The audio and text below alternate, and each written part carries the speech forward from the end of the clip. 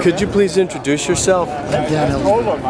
And why are you here at the Bradley Manning rally at Fort Meade today? Why are you here? Well, I'm here to thank the people who are here in support of him, and with them, I'm here to celebrate an American hero.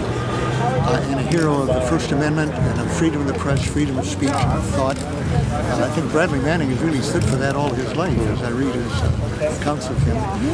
He was the one person in his city of Crescent City, Oklahoma, who believed in evolution, and he took a lot of heat for that. So in a way, he's been an outlier for a long time, but I admire him very much. How do you think that this story, the Bradley Manning story, parallels your experiences with the Pentagon Papers? Well, his personal experience in terms of incarceration for 3 years prior to trial had no counterpart in my case. I was a civilian out on bond. I lived with my family and had a lot of public support, and was able to speak for myself in terms of what I was doing and why I was doing it. Bradley Manning has not only been under torturous conditions, but he hasn't been able to speak for himself to the public at all. Not one single interview has been able to be conducted with him, and that'll probably last throughout this trial.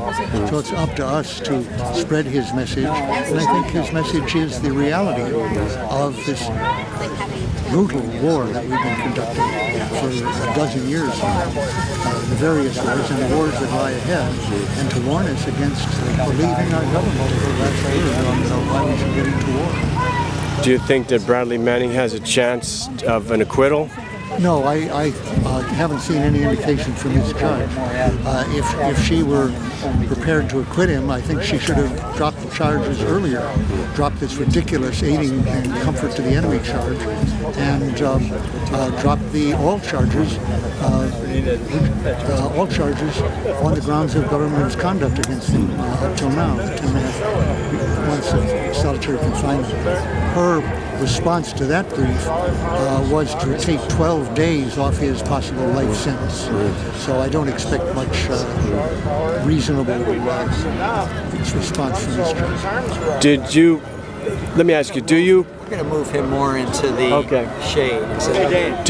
If you were going to tell Bradley Manning one thing, what would you say to him? I admire you, I respect you, you're a hero of mine and very many other Americans.